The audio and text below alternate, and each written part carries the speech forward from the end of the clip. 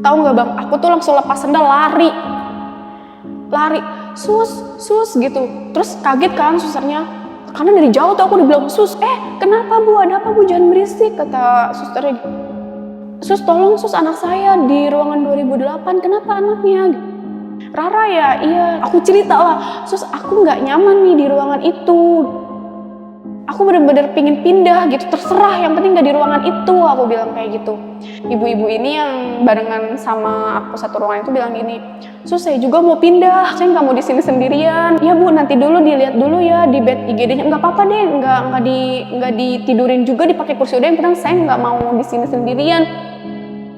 Nangis lah, mulai tuh nangis. Bu, coba selawatin, bun-bunannya tuh dibaca-bacain. Penasaran kan gitu, masa iya sih di jam 2. Pas aku nengok, itu aku ngeliat ya, rambutnya tuh panjang. Ininya tuh ketutup, depan mukanya tuh ketutup sama rambut. Tapi aku masih bisa ngeliat bentuk mukanya gitu. Terus dia tuh sambil nguncang-nguncang kaki begini, terus dia nunjuk ke anak bayi itu. Tapi itu bener-bener dia nunjuk ke anak kecil yang bener-bener masih bayi itu ya, yang masih 2 bulan, 3 bulan, dia nunjuk begini.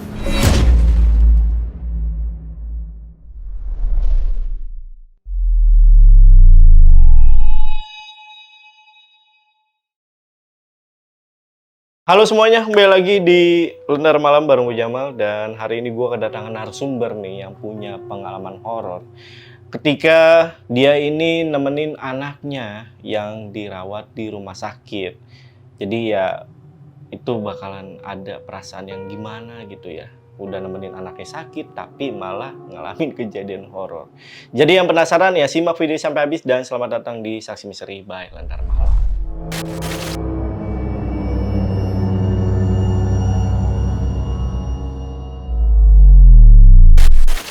Oke guys, seperti biasa ini udah ada narasumbernya, namanya Kak Dea. Kita sapa dulu aja, Kak Dea. Apa kabar Kak Dea? Iya, alhamdulillah baik. Baik ya Kak Dea ya? Alhamdulillah. Ini 4 hari nih di rumah sakit dan niatnya sih mau nemenin anak yang Iya, sakit. betul. Tapi malah ngalamin kejadian horor ya? Iya, bener kejadian hal-hal yang mungkin yang nggak pernah dialamin sama aku sebelumnya gitu ya. Ya Allah, kok bisa gitu. Karena di luar nalar banget. Itu perasaannya gimana pada saat itu? Karena kan pasti pusing tuh segala macam. Iya, kita udah capek ngurusin anak, administrasinya, nyari kamarnya juga susah bang. Waktu itu kan semua rumah sakit tuh penuh. Terus ditambah lagi kejadian ini, kayak bener-bener kayak bikin linglung gitu jadinya.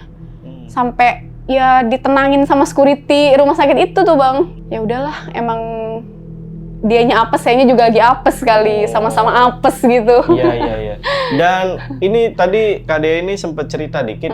Ini bahkan kejadiannya Kak Dea ini sempat rame pada saat itu ya, iya. Di kalangan pasien, perawat segala macam. Iya. Karena memang pas di kejadian itu nggak cuma saya ngedenger, perawat pun, 2 perawat itu yang di IGD itu juga ngedenger suara tangisan yang lirih banget, yang mungkin kalau orang ngiranya itu kan kayak orang kesakitan gitu, cuman di cross check lagi di situ tuh nggak ada tuh pasien ibu-ibu atau perempuan yang ngalamin sakit, rata-rata tuh anak-anak di situ. Sama ada bapak-bapak waktu itu yang di dalam IGD itu, anak-anak kebanyakan. Dan itu baru salah satu kejadian ya? Iya, betul. Karena ini bakalan banyak banget kejadian-kejadian yang serem banget yang ada di rumah sakit. Di daerah mana Kak? Di daerah Tangerang. Jadi yang penasaran ya, simak video sampai habis. Tapi sebelum itu, seperti biasa nih, kalau kalian pengen jadi narasumber di Lentera Malam, kalian cukup DM aja ke Instagramnya Lentera Malam. Nanti linknya gue taruh di deskripsi biasanya. Atau kalian juga bisa hubungi ke 2 nomor yang ada di bawah ini. Oke guys, gue tunggu ya. Yaudah, buat teman-teman yang penasaran sama cerita lengkap dari Kak Dea mengenai rumah sakit yang ada di Tangerang, tonton video sampai habis. Dan tanpa basa-basi lagi, Saksi Misteri, kita mulai.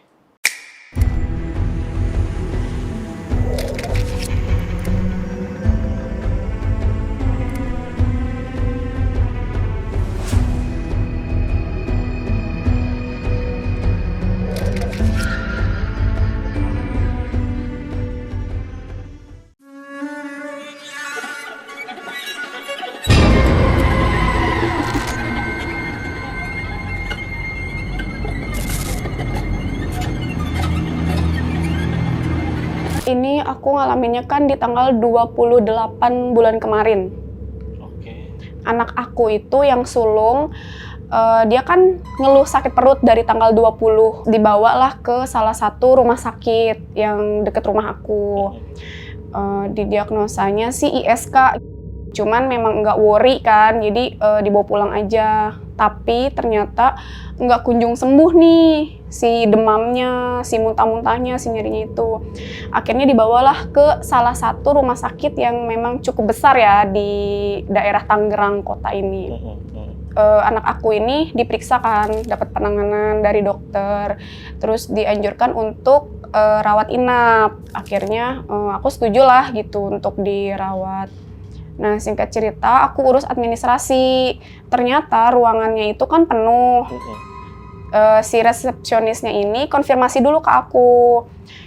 Bu, kalau semisal anaknya ditunggu di ruang transit dulu gimana? Selama ruangannya ini penuh, belum ada yang pulang.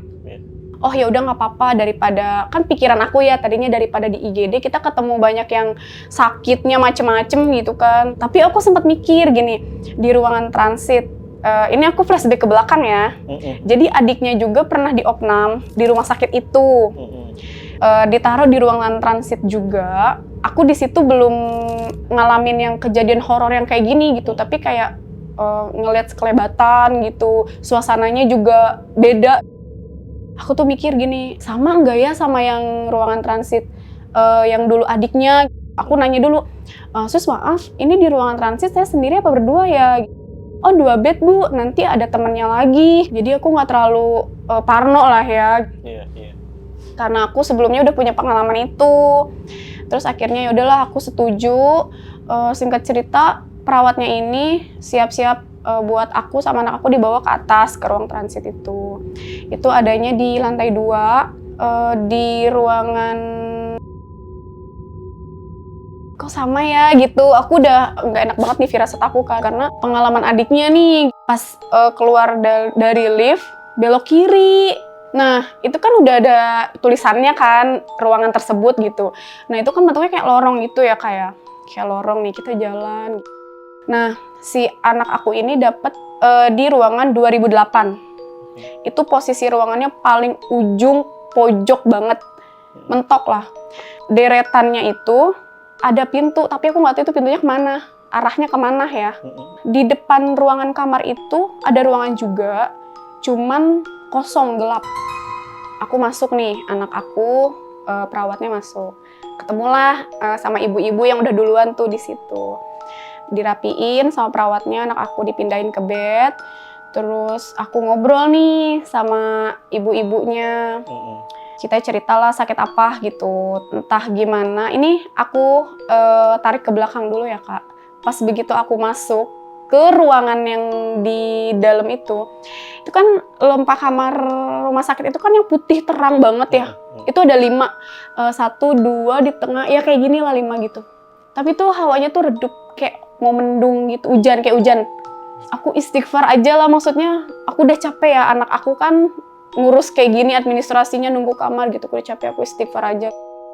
Nah, aku lupain dengan aku ngobrol sama ibu-ibu itu. Ngobrol, tiba-tiba ibu-ibu itu ngomong gini, tahu nggak Mbak, anak saya itu pas jam 12-an lah ya, jam 12, jam 1 itu dia bangunin saya bilang, Mama, itu di atas ada ular. Itu kan ruangannya tuh memang gimana ya Kak, nggak ada TV lah, namanya ruangan transit kan gitu kan. Tapi kayak tempat-tempat rak-rak kayak gitu tuh ada kayak laci-laci buat naruh baju tuh ada. Mama, itu di atas ada ular, kata dia gitu. Di atas mana? Itu di atas itu, di rak yang kalau buat naruh TV gitu loh. Nah, terus udah tidur. Nah, dikira emaknya ini nih halusinasi kan. Bangun lagi lah dia. Mah, itu ada anak kecil. Pas anaknya bilang ada anak kecil, nah kata dia gini, saya di situ takut Mbak. Saya udah mulai kayak merinding. Bu, udahlah nggak usah ceritain ini, kata aku kan gitu. Namanya ya pasti semua ruangan pasti ada ya. Terus kita ngobrolin hal kayak sensitif yang gini kan dia ikutan denger gitu, ikutan kayak ngerasa diobrolin gitu. Terus Bu udah ya Bu, jangan ngobrolin ini, yang lain aja. Oh iya Mbak. Nah kita ngobrolin hal yang lain lah ya, kerjaan aku gitu, si ibu itu. Nah waktunya itu udah di jam 1-an lah, jam 1 malam. Bu udahlah tidur yuk, udah malam gitu. Oh iya Neng, udahlah tidur aja. Nah si ibu-ibu itu di posisinya gini, ini aku jelasin ya, kan 2 bed ya. Anak aku tidur pas deket pintu bednya. Nah anaknya itu ada di posisinya deket jendela. Bang, itu jendelanya itu nggak ada gorden, tembus langsung keluar. Tapi memang yang pas 1-2-nya itu kayak dipakein item-item gitu loh, jadi nggak terlalu mencolok banget, yang atasnya baru kelihatan. Si ibu-ibu ini tidurnya ngadep ke jendela, sedangkan anaknya udah tidur kan, anaknya dia. Aku sama anak aku tuh nggak bisa tidur. Anak aku itu kayak gelisah lah gitu, nggak nyaman ada di ruangan itu. Oh, Mama, aku takut gitu, kata dia. Udah deh, baca doa aja, baca doa. Terus udah tidur biar cepet sembuh, biar cepet pulang. Tapi aku takut mah. Nah udah kan, udah nih ceritanya.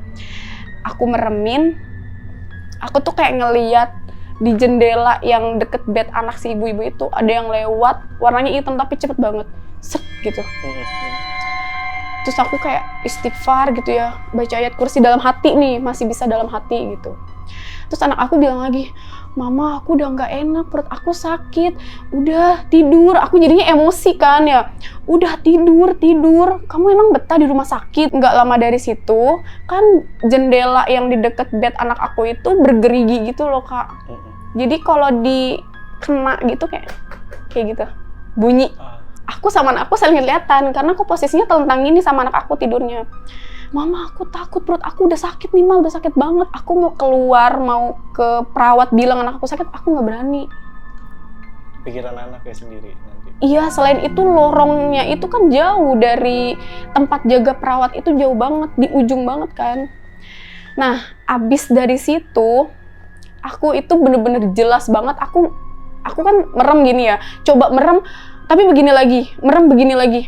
Aku tuh ngelihat dari jendela, ada yang jalan tapi kali ini tuh lambat jalannya, dan aku tuh nggak tahu itu kakinya di mana. Jadi dia tuh miring begini, kayak bukan begini ya, tapi begini, dan itu lama banget jalannya, itu berbulu. Oh dia nyamping gitu. Bu saya takut, istighfar aja, istighfar. Kayaknya ibu-ibu ini juga udah ngeh nih, udah istighfar aja, istighfar, tidur. Akhirnya dia tidurnya ngadep ke aku lah.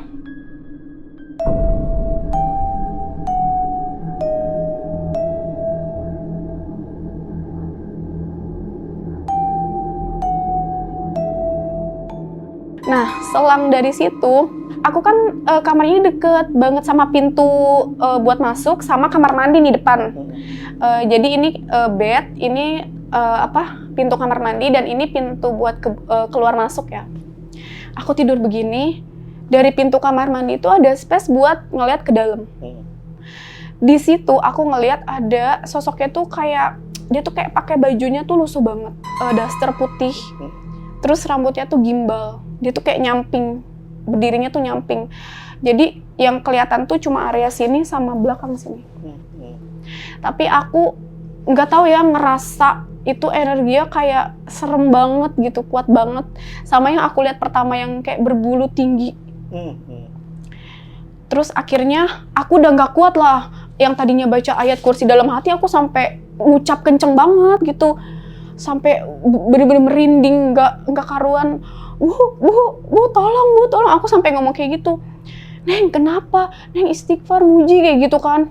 Bu, aku nggak kuat, aku nggak nyaman, aku mau pindah tempat aja deh. Aku mau bilang ke perawat gitu, tapi aku takut. Abis selang aku ngomong kayak begitu, aku ngeliat anak kecil di depan kamar mandi, pintu kamar mandi, itu pakai baju pendek segini sama celananya segini, warna biru dongker gitu. Kepalanya botak ya, tapi wujudnya tuh kayak manusia, anak kecil manusia biasa gitu. Itu lidahnya sambil begini, kayak gitu. Di situ aku teriak nggak karuan. Aku teriak kan, ibu aku udah nggak kuat ibu. Aku pikir tuh kita bawa anak gendong aja gitu loh, pikiran aku gitu. Tapi ternyata si ibu ini malah ngasih ide, ya udah Neng aja ke sono gitu, ibu yang di sini ngeliatin dari pintu. Itu aku buka pintu ngeliat ruangan depan kosong, aku mundur lagi tuh bang. Bu aku takut, Neng ibu juga sama takut, kata dia gitu kan. Jadi kita berdua nih, ya udah ibu aja, Neng aja, jadi kayak begitu-gitu. Terus akhirnya aku daripada aku nggak bisa tidur, anak aku sakit malah makin sakit, yang ada akunya juga sakit kan. Ya udah akhirnya aku beraniin diri nih sambil baca-baca aja, udah pada dingin semua kan. Pas aku jalan, 1, 2, 3 ruangan itu, di tengah-tengah itu ada buat jaga si perawat kalau siang. Tapi kalau malam nggak ada. Di situ ada 2 kursi yang ngadep ke sini sama ngadep ke tembok. Pas aku jalan, itu tuh kayak bener-bener nggak kepingin nih ngelihat kiri kanan.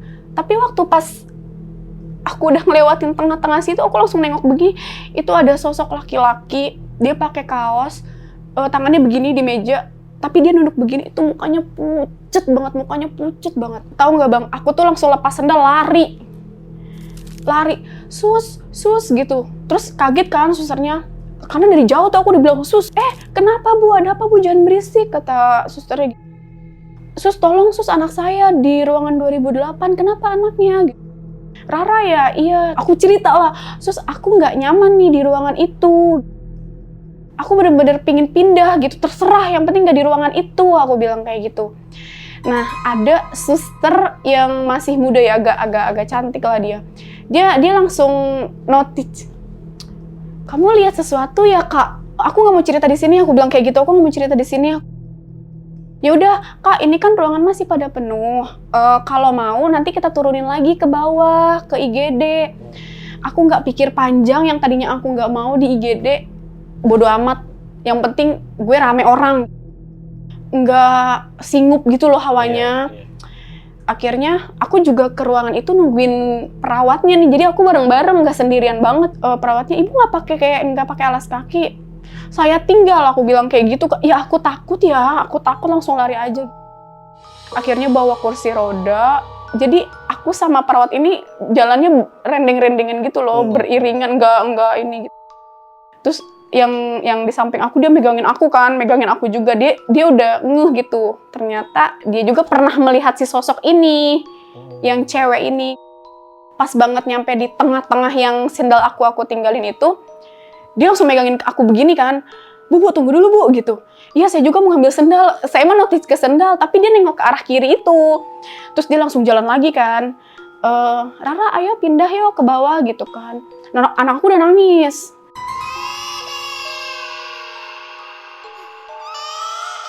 Dan ternyata anak aku pun melihat si sosok anak kecil itu. Ini sosok anak kecil itu, dia tiba-tiba muncul aja? Langsung, jadi pas begitu aku bilang ke ibu-ibu itu, aku noleh, itu dia langsung ada dan lidahnya begitu. Udah kan, dipindahin nih anak aku ke kursi roda.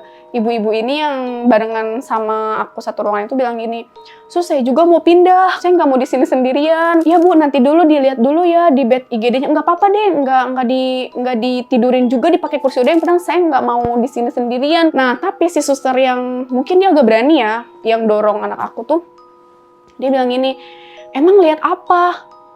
Dan aku tuh masih ngerasa itu ada makhluknya itu di dalam kamar mandi. Aku ngerasanya, karena memang aku tuh kayak pingin ngeliat ke arah sana, tapi aku semaksimal mungkin nggak mau lihat ke sana gitu. Terus udah gitu, aku jawab gini, Sus, aku nggak mau cerita di sini, aku bilang kayak gitu. Oh ya udah, Ibu sebentar ya, udah dibuka aja lah pintunya, kata ibu-ibu itu gitu, dibuka kan. Oh iya Bu, tunggu sebentar ya, aku turun ke bawah, kan aku duluan nih yang turun. Satu IGD juga, cuman ada 2 bed khusus yang memang itu untuk emergensi ibu hamil. Jadi diperiksa kan ada tutupan pintu gitu kan. Aku ditaruh di situ, emang ada 2 bed yang kosong, kebetulan banget, alhamdulillahnya. Nyampe nih kita baru masuk, di kuping kanan aku tuh kayak ngedenger, bukan kayak ya, itu emang ngedenging banget. 2 kali. Itu perawat di situ tuh suster ya, ngedenger ada yang nangis. Akhirnya yang satu itu nyamperin ke security yang dia tuh kayak ngerti gitu loh, kayak bisa gitu. Aku tuh dikasih air doa sama security itu gitu buat diminum. Saya biar lebih better lah gitu perasaannya. Nanti ya kita ceritain, nanti kita amanin dulu nih ibu yang di atas. Aku di situ ditemenin sama perawat 2 orang. Yang dari IGD ya, yang perawat yang bawa anak aku udah ke atas lagi. Anak aku kan masih nangis kan, terus ditanyalah sama perawatnya, emang kenapa? Aku masih belum bisa cerita.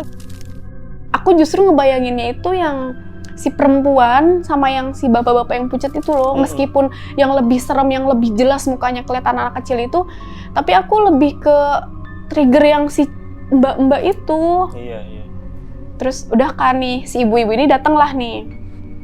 Akhirnya di situ security, perawat, 2 orang, terus aku sama ibu-ibu itu kan. Anak-anak udah pada tidur nih abis dikasih air itu. Mungkin udah capek juga kan. Cerita lah di situ. Emang di ruangan itu tuh agak beda. Jadi sebelum aku dinaikin ke ruangan transit itu, sore mungkin sekitar jam 4 atau jam 5 lah ya. Soalnya kan aku naik itu di jam-jam 8, jam 8 malam. Ada ibu-ibu tapi dia sendiri sama anaknya gitu. Maksudnya yang sakit kan anaknya, ibu-ibu ini jaga sendiri nih. Dia itu katanya kesurupan. Masa sih kesurupan? Aku bilang gitu, iya beneran. Disautin lah sama security yang bisa, iya beneran. Saya yang ngituinnya juga gitu. Maksudnya yang ngenetralisin si ibu-ibu kesurupan itu. Terus awalnya gini, ibu-ibu kesurupan itu kan dia di ruangan 2008 sendirian. Di ruangan 2007 itu ada bapak-bapak nih, 2 bed gitu. Cuman yang ngeh sama suara gaduh di samping kamar itu si bapak-bapak ini gitu. Takutnya si ibu-ibu ini anaknya kenapa gitu, si ibunya ikutan histeris. Pas dicek dia kayak ngeraung-raung, nangis sambil ngeraung-raung.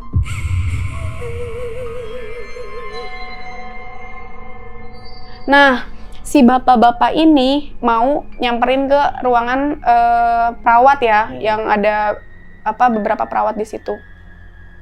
Sama tuh Bang, si bapak-bapak mau nyamperin ke ruangan itu, dia di tengah-tengah yang ada ruangan buat bidan nunggu kalau siang, dia juga ngeliat sosoknya perempuan itu. Perempuan yang Kak Dea lihat di kamar mandi. Yang lagi berdiri. Aku nggak cerita kan, belum cerita nih spesifikasi yang aku lihat perempuan ini kayak gimana bentuknya. Si perawat ini bilang rambutnya tuh yang dilihat tuh ikal, tinggi, pakaiannya kayak gini. Terus aku langsung kayaknya yang tadi gue lihat nih gitu. Ini kayaknya gue tadi bukan halusinasi. Nah udah kan, tadi disamperin lah sama perawat, ditanya, ibu kenapa? Itu matanya tuh udah merah Bang, matanya tuh merah, terus dia ngeraung-ngeraung serem banget, melotot gitu. Dia manggil ke security yang ngerti, yang tadi ngasih air ke aku kan.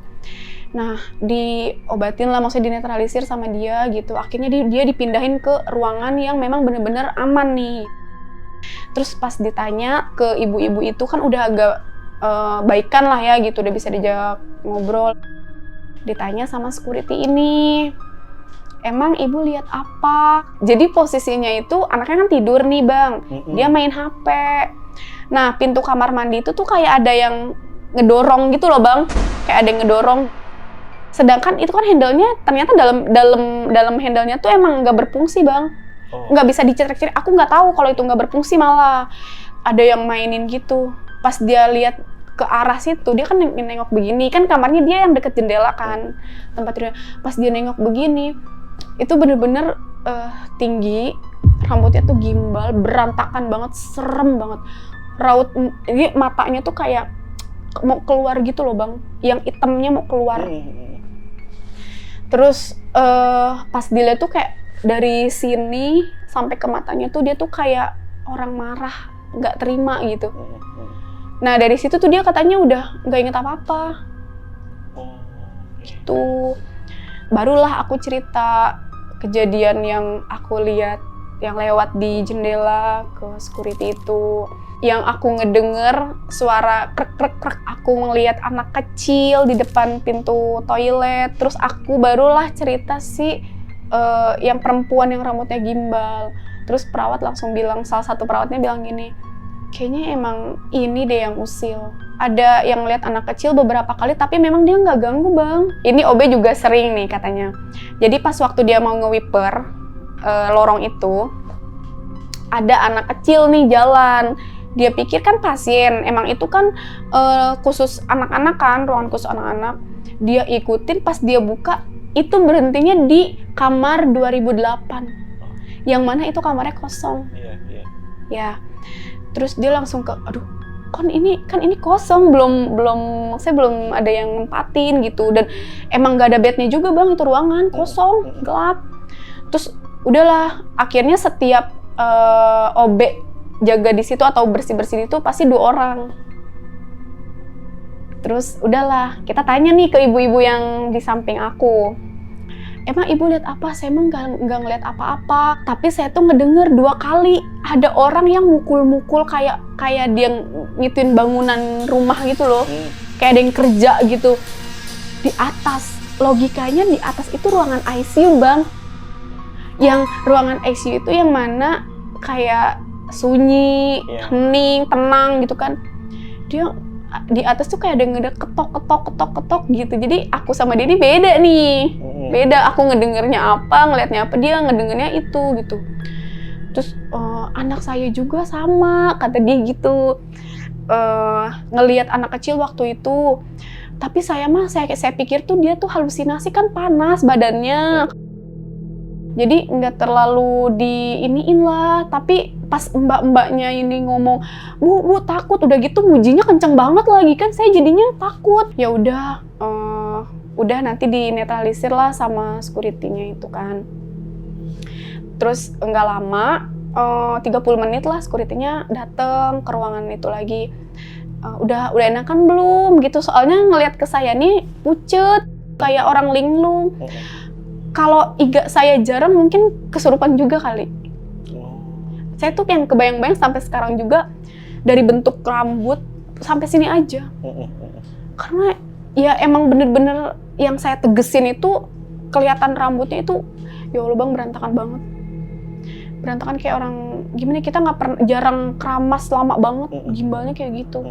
Terus udah gitu, aku tuh kayak orang linglung kan, gimana udah enakan belum? Untung iga aku tuh nggak jarang bang. Kalau jarang mungkin akunya juga kesurupan, udah tidurin aja. Nah udahlah, selang beberapa menit tuh security ke atas untuk negosiasi lah mungkin ya. Maksudnya kan ini ruangan mau nggak mau pasti ada pasien dong yang di situ, takutnya ngeganggu atau gimana. Ternyata memang tempatnya di situ. Terus dia bilang kalau memang lu mau di situ ya paling nggak lu jangan ganggu. Terus kalau yang anak kecil itu dia nggak ngelihat malah bang. Tapi kalau yang aku lihat yang jalan cepet sama yang kedua kali lambat yang banyak bulunya itu, dulu itu belakangnya itu ada pohon besar dan itu di situ, dia tempatnya di situ. Salah satu penunggunya juga. Betul. Terus udahlah, singkat cerita aku tidur kan. Besok paginya itu ada visit suster kan ke situ buat anak aku.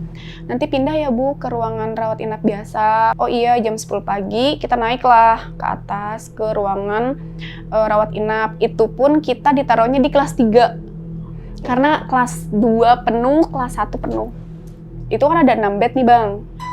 1, 2, 3, 4 yang berjejer di sini itu 2. Jadi yang 4 berjejer di sini, ngadepnya ke sini ya, ke kamar mandi sama ke pintu utama. Yang 2 itu ngadepnya ke jendela. Ya, itu di lantai 2 juga. Di tempat yang sama, cuma bedanya dari lift itu kita belok kanan.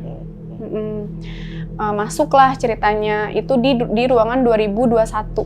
Udah kan, itu ada anak balita 2. Pas banget posisinya anak balita itu nempatin bed yang 2 ini.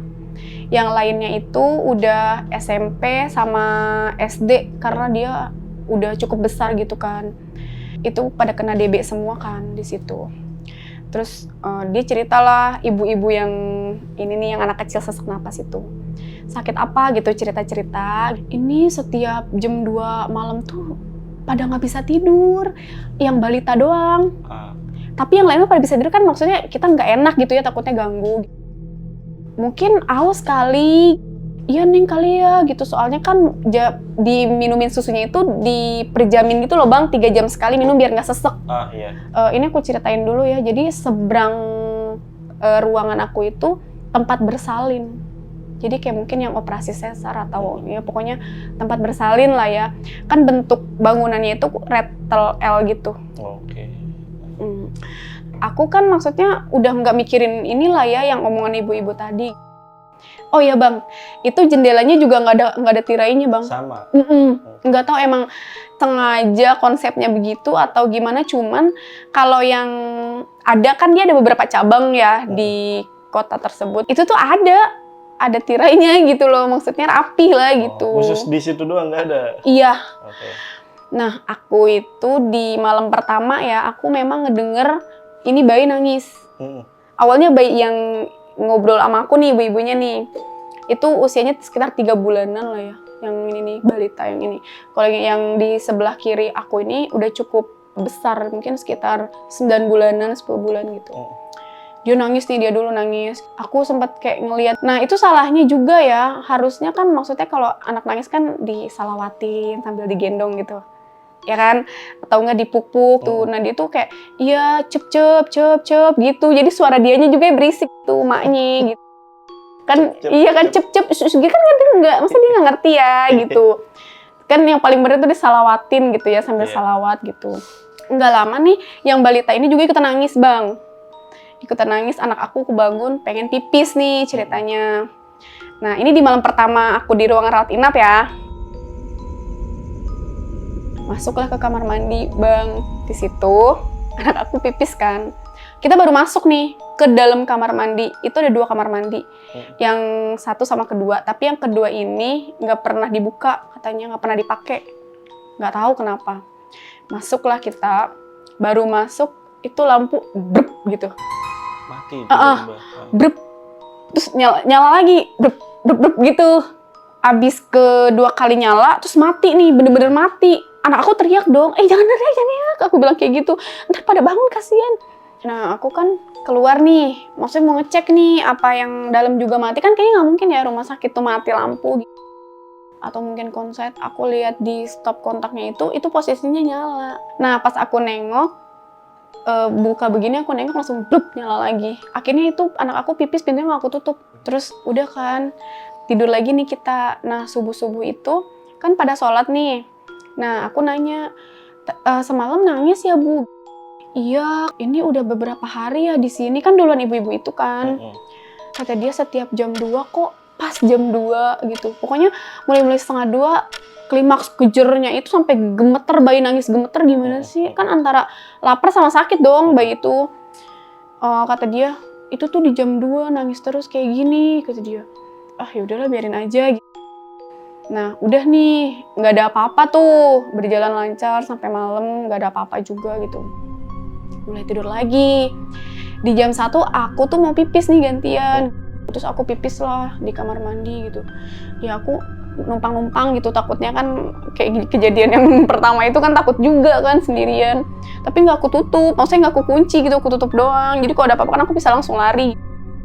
Nah, aku mau buang air kecil, keluar, main HP, itu udah mulai gitu, nangis, gitu.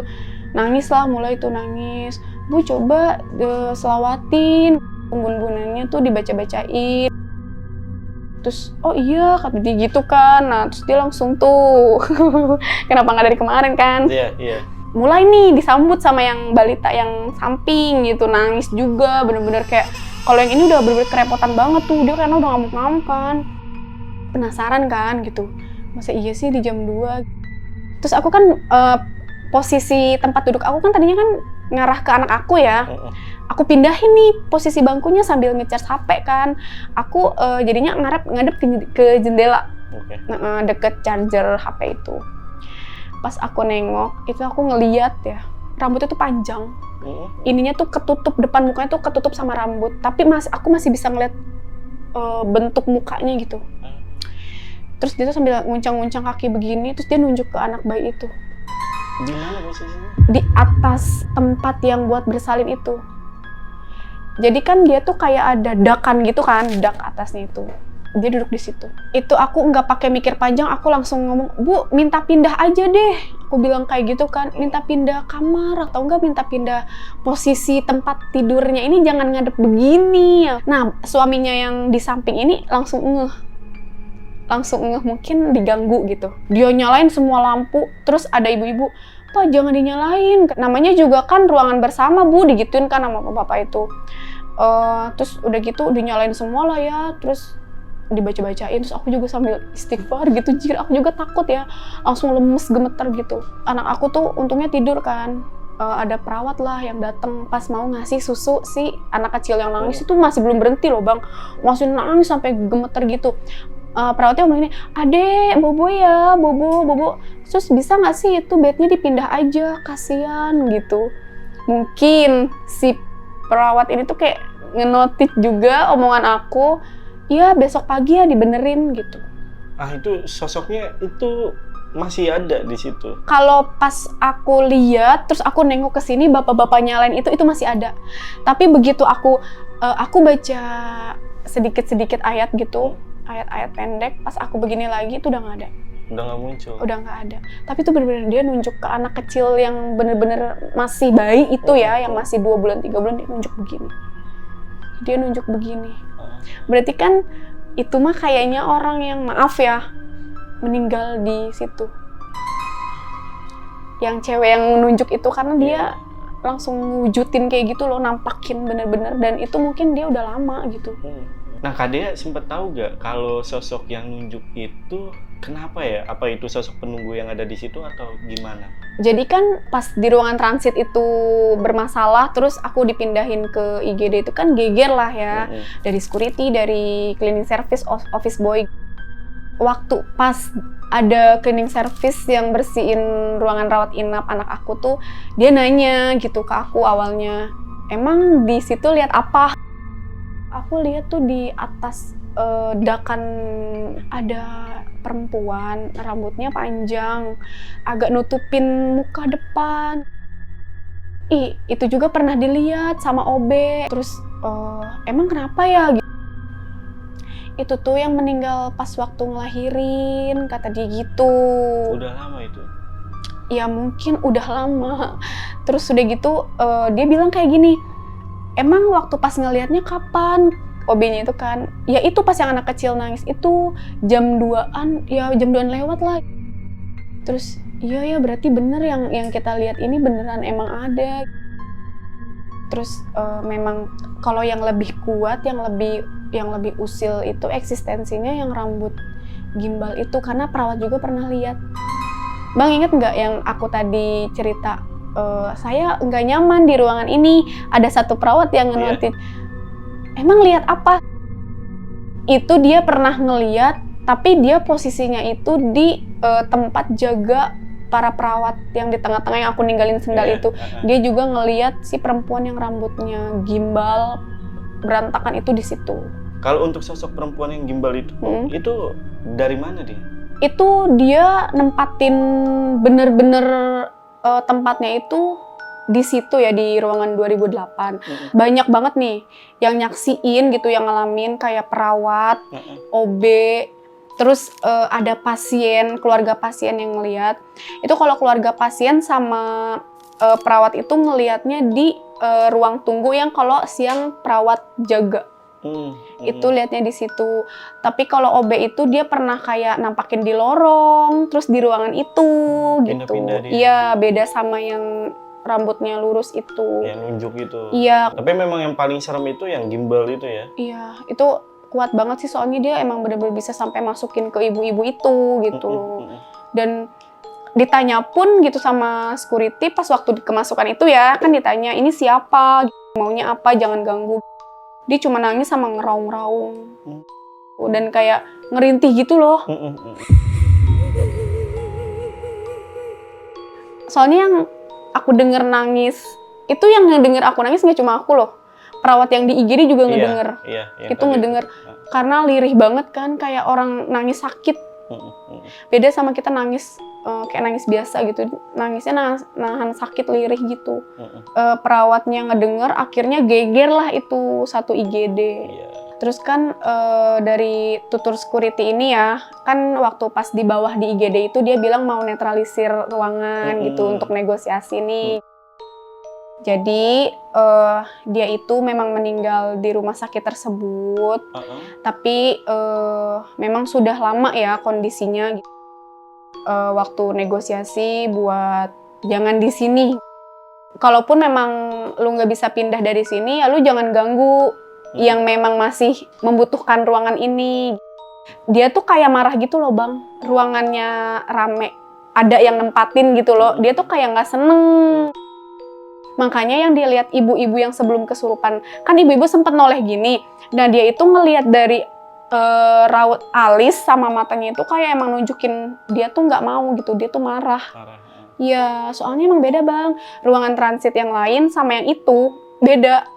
Redup bener-bener kayak mendung banget gitu loh, mendung kayak mau hujan, itu gelap. Padahal itu lampu rumah sakit kan putih ya, yang terang banget gitu. Jadi memang dia tempatnya di situ, meninggalnya di situ, tapi memang sudah lama. Jadi ya negosiasinya memang dia boleh tempat di situ beriringan dengan kita, tapi lo jangan ganggu gitu. Karena memang kita butuh ruangan ini. Nah ini masih penasaran satu sosok lagi nih, sosok bapak-bapak nih. Yang pucet yang ada di ruang tunggu perawat. Kalau itu aku nggak ngorek sih. Nggak ngorek ya? Nggak ngorek. Karena itu kayaknya serem juga deh yang itu ya. Iya soalnya pucet banget. Iya. Pucetnya sama kayak anak kecil itu. Kalau yang anak kecil ini ya, dia itu emang meninggal di situ pas waktu gencar-gencarnya COVID. Jadi dia meninggalnya itu pas dirawat di situ. Gitu. Tahu dari mana kakak? OB. Dari OB itu lagi? Penuturan OB. OB yang melihat waktu itu yang lagi wiper. Terus dia kan mungkin juga nyari-nyari info gitu kan. Terus ya namanya orang bang, ngelihat kayak gitu kan pasti gimana gitu, antara penasaran sama gimana gitu. Terus dia nyari tahu, terus teman-temannya juga ngasih info. Ternyata memang itu anak kecil meninggal di situ. Ngehnya itu baju sih, baju biru dongker itu.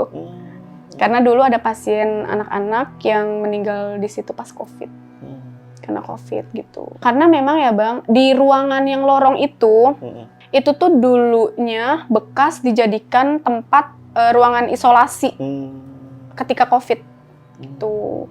Jadi agak mungkin nambah serem atau singup karena banyak yang meninggal juga kan, kita nggak tahu di situ. Terus memang ruangannya tuh udah jadi sebenarnya, cuma kayak TV gitu nggak ada.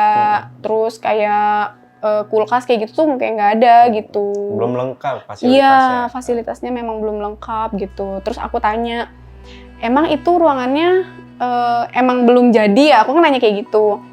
Enggak bu, itu tuh sebenarnya dulu dijadiin tempat ruangan isolasi waktu pas COVID. Jadi penambahan ruangan gitu. Sekarang kan mungkin udah disterilisasikan sama pihak rumah sakitnya. Jadi dipakai untuk ruangan transit. Nah ini nih yang lebih penting nih, kalau tadi kan dari tadi cerita kejadian serem ya.